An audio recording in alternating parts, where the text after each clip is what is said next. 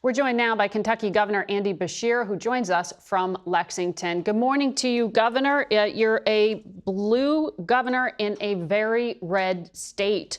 How do you even begin to try uniting a country as divided as this? Are there lessons we can learn from Kentucky?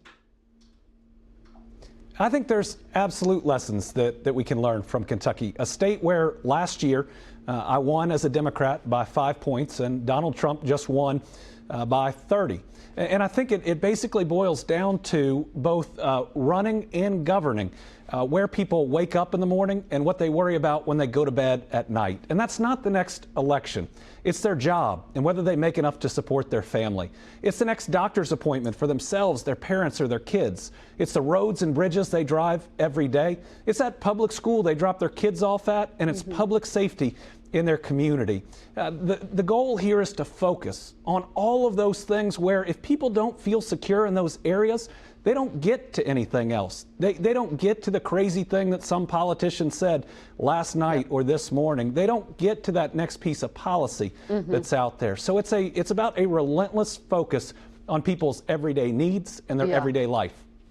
We're going to take a break, come back, and have the rest of the conversation on the other side of it. All of you, please stay with us. More from Andy Beshear in a moment.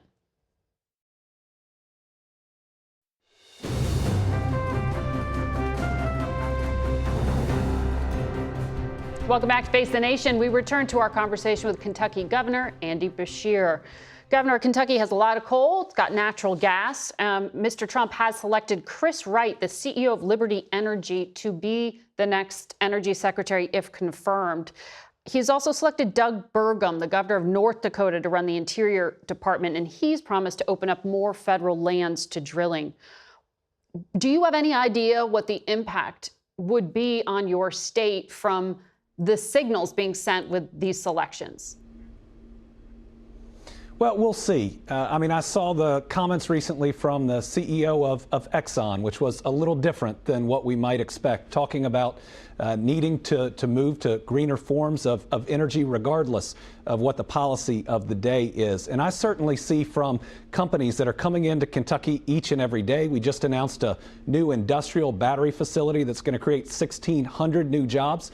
They demand a certain portfolio of energy. Yes, the lights have to come on, but especially over time for their customers, they want a certain amount of renewables. So what I've seen as governor is a private sector push that I do not think is going to change. Demands placed on states, demands placed on utilities, and the private sector ultimately moving us to a more diverse and cleaner portfolio. So here in Kentucky, yes, we have many traditional forms of energy, and they have really good jobs, and we want to make sure that we never look down on, and we support each of those jobs. But my goal is to diversify our production as much as we can so that we have the jobs of the present and those jobs of the future. You've said Kentucky has something like 10,000 jobs related to electric vehicles. You really made a big push on that. During the campaign, Mr. Trump vowed to undo the electric vehicle mandate. That's what he called it. And he's going to, he says, repeal the law that includes credits for green projects. Do you know at this point if Republican leaders intend to keep parts of that? And are there projections on what repealing that law entirely would do to the job creation in your state? Well, it's really concerning. You look at a state like Kentucky that voted for President-elect Trump by 30 points, and it's 10,000 EV-related jobs on the line, and those are only growing. Go up to Ohio and look at that, I think, $20 billion chips factory, which I'm a little bit jealous of, but happy for the people of Ohio and what that would mean, another state that voted for the president-elect. So you look at all of these jobs and jobs of the future that have come to what the administration will probably view as red states. It's important that these projects continue. Remember, a lot of the people taking these jobs that support their families, voted for President-elect Trump because they thought that would improve their job, that he was focused on their job. So I hope that he will get good advice, and I'll do everything I can to get my message out to our federal delegation of how important these jobs are. And they're not in urban Kentucky. They're in rural Kentucky. They are game-changing investments that have created a bright future here, and I'm certainly going to do everything I can as governor of Kentucky to protect them. And not because I'm a Democrat, but because I've shown my people that every single day I'm going to try to create a better life for them, and that's what those jobs do. Yeah, $14 billion between now and 2030 was what was promised to your state. I wonder if you just think Democrats didn't do a good job of explaining that. Well, I certainly don't want to do any finger pointing because the vice president had 107 days and she did her very best. And I proudly crisscrossed the country in support of her. But what I know is going forward over the next couple years, we have a chance every day, every moment to show the American people that we are laser focused on jobs, on their health care, on their infrastructure, on their kids' education, just those everyday worries. And with this administration, at least right now, selecting some very extreme appointees, it's a chance to make a real difference, to really show people that we're where their basic needs are. Well, but there was, as you know, some analysis after the fact among Democrats about the focus on some culture war issues, or so to speak. Congressman Seth Moulton said of transgender issues, "I have 2 little girls. I don't want them getting run over on a playing field by a male or formerly male athlete. But as a Democrat, I'm supposed to be afraid to say that." He says he's speaking authentically and said Democrats should do more of it. Do you think Democrats have been out of touch on some of these things that obviously resonate in states like yours? Well, I think that all candidates should stand up for their beliefs and that we don't have to abandon those beliefs. You know, I vetoed one of the nastiest anti-LGBTQ bills that my state had ever seen in my election year.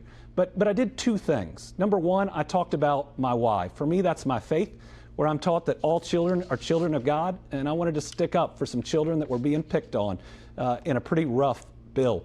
But the second thing is the voters in my state knew the very next day I was going to be working on jobs. I was going to be opening a new health clinic, first hospital in our largest African-American neighborhood in 150 years. We just cut the ribbon on.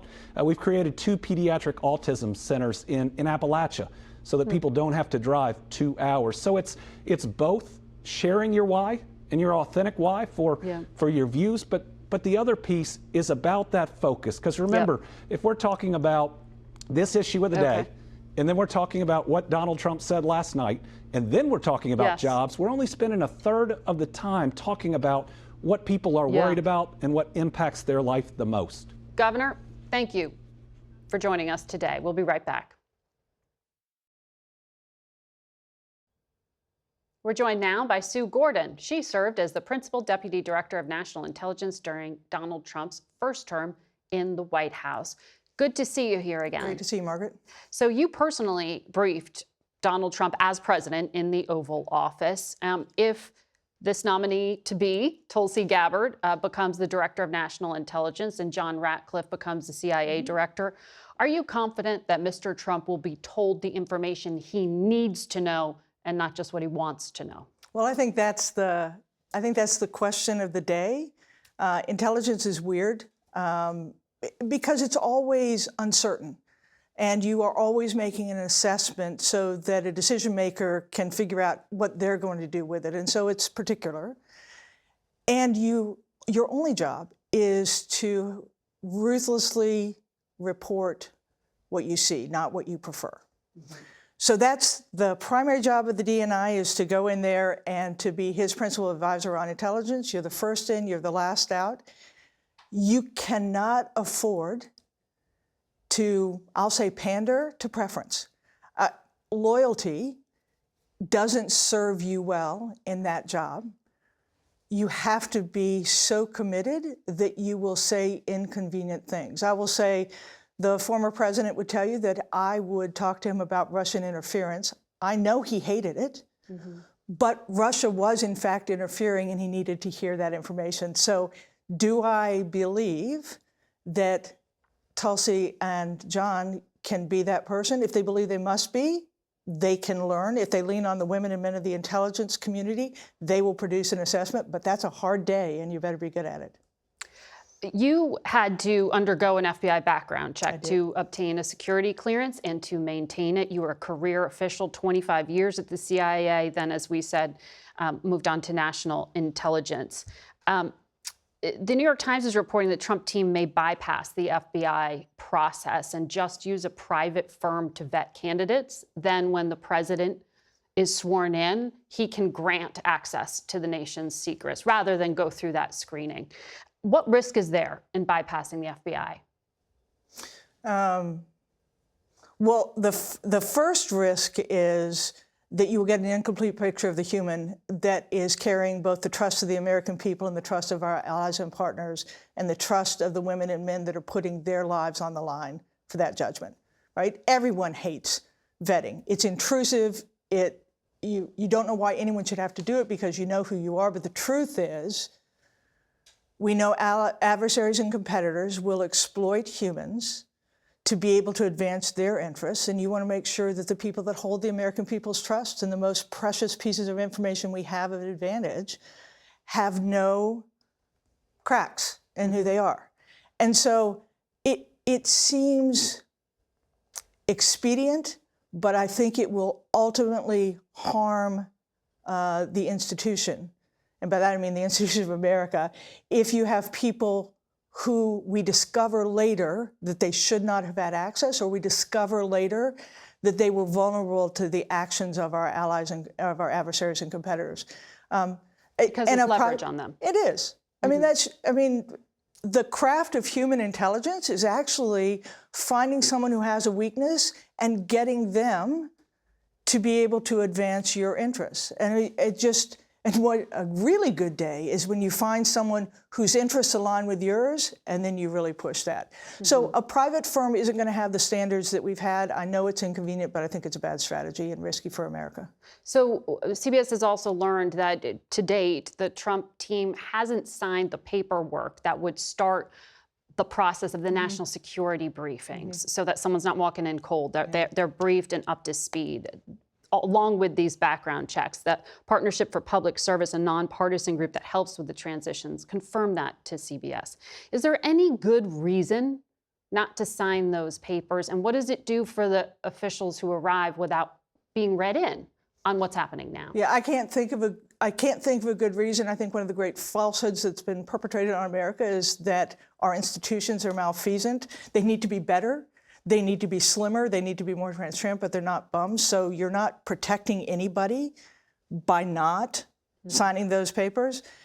And especially with some of the nominees we have that don't have the really deep experience base, these are big jobs. I mean, intelligence is not just advising the president, it's also running a huge enterprise in a manner that allows our allies and partners to trust us with their most precious things. So I can't think of a reason why that's not signed. And to start your gig without any foundation at all, especially when the institutions are begging to give you that foundation, just seems wrong-headed. You're diplomatically referring to Tulsi Gabbard there, who doesn't have a background in intelligence. She also has a history of statements of saying things that mirror the rhetoric of U.S. adversaries, Vladimir Putin and Bashar al-Assad. There were at least 2 chemical weapons attacks in Syria that killed thousands of people. And the U.S. intelligence community came to public assessments of high confidence. I imagine you saw all of that intelligence and you briefed on it. Yes. So when she comes out and says that she doubts it, she's skeptical, how's that going to be received by the career professionals who work for her? Yeah, I mentioned one of her jobs would be to be the senior advisor. The second is to be responsible for all intelligence sharing agreements. So our allies and partners, upon whom we rely, that Syria assessment, that was joint with our allies and partners. The one we had on Skripal was joint. Our assessment of Ukraine was joint. That was, sorry, just to explain for our viewers, Skripal, you're talking about the killing on British soil of a former Russian by Russian intelligence. But all of those were jointly done with our allies and partners. We need them. It's one of the greatest strengths of America. But they will make their own assessment over whether we can be trusted with their nation's interests. And whether she meant it or not, whether she was just ill-informed with that, she comes in with strikes against her in the trust perspective. Can we trust her with our most sacred intelligence to represent that in a fair way? So I think it's a problem whether it's judgment or any other thing that she is represented there. Another nerve in the intelligence community, of course, is Edward Snowden. Yes. Tulsi Gabbard and the selection for the Attorney General, Matt Gaetz, put forward resolutions to call for the charges to be dropped against him because he leaked classified national intelligence material. He's living in Russia these days. That kind of a position, how's that going to be received?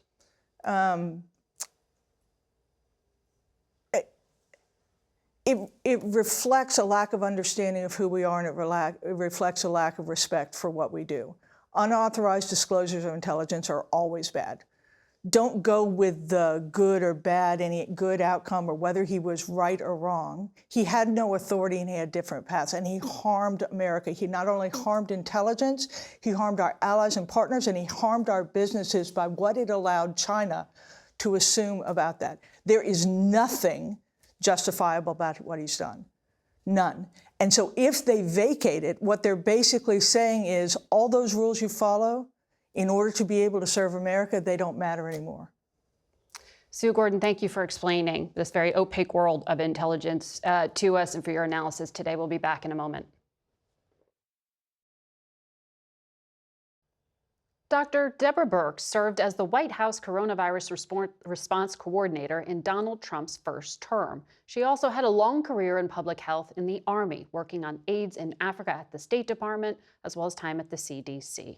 Good morning. Welcome back. Good morning, Margaret. Glad to be with you. So, Dr. Birx, I want to ask you about your views on public health, which we're looking at because of this nomination, potentially, of Robert F. Kennedy Jr. HHS has wide portfolio here. Vaccines, medicine, oversees Medicare, regulates food, beauty products, baby formula, reproductive health care. What would the impact be of having someone without government experience in that top job?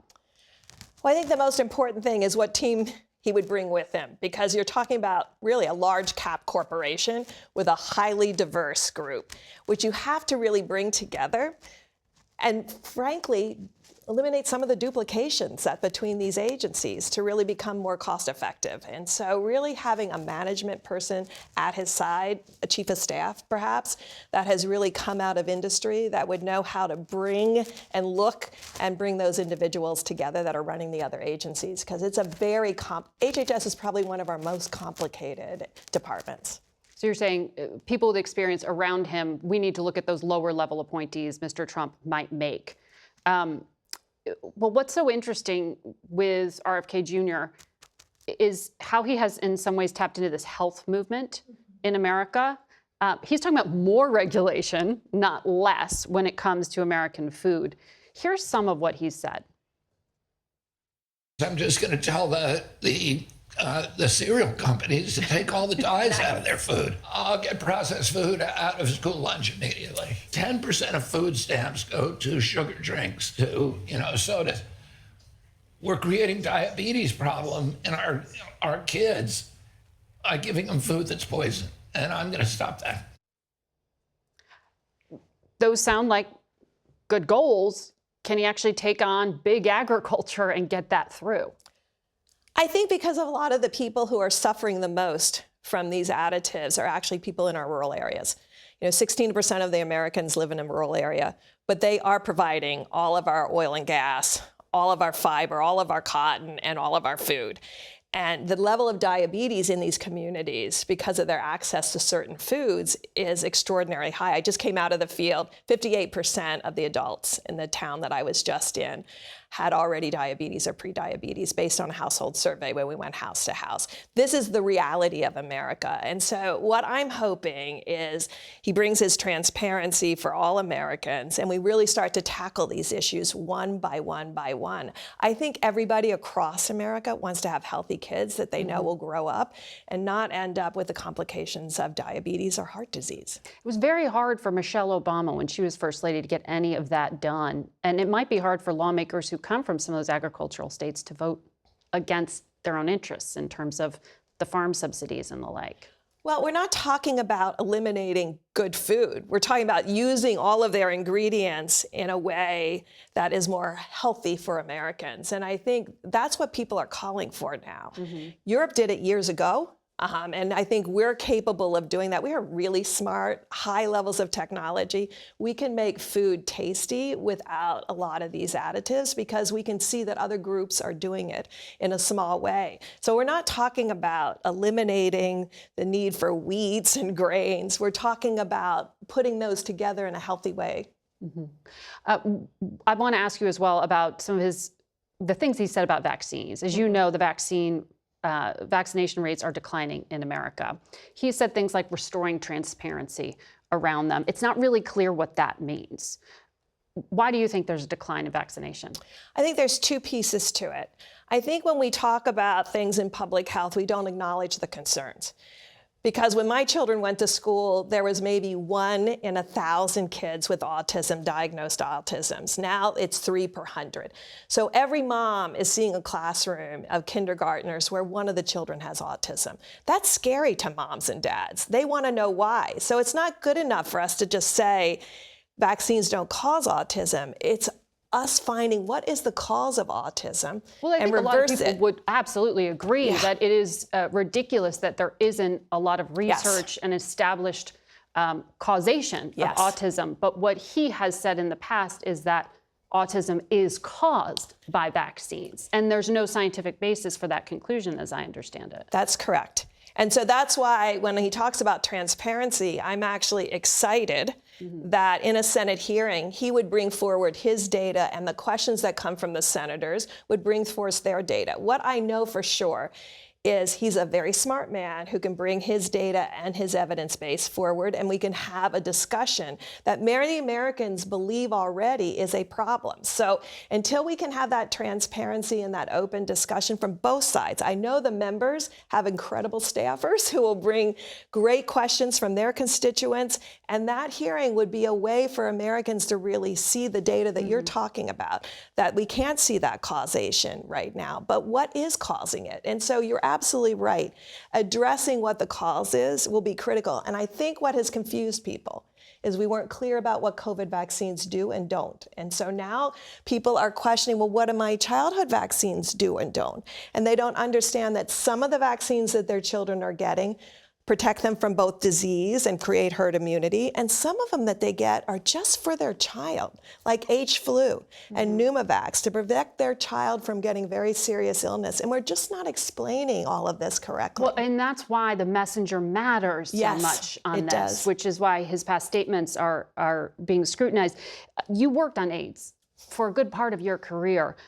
He has said that he doesn't take a position on the relationship between HIV and AIDS, but then he laid out alternative theories in his book and said Dr. Fauci never produced a study to demonstrate his hypothesis using accepted scientific proof. Do you agree with that assertion on HIV and AIDS? Well, having spent a career in understanding how HIV and AIDS progresses, HIV virus is the cause of AIDS.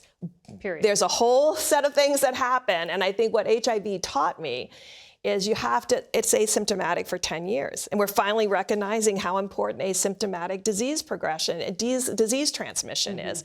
That's what HIV taught us. But what other HIV taught us was the entire human immune system. So by investing in HIV research, we learned about CAR T cells that we use today in cancer. So a lot of these research and investments pay off in other areas. And I think once he's there at HHS, he'll see that.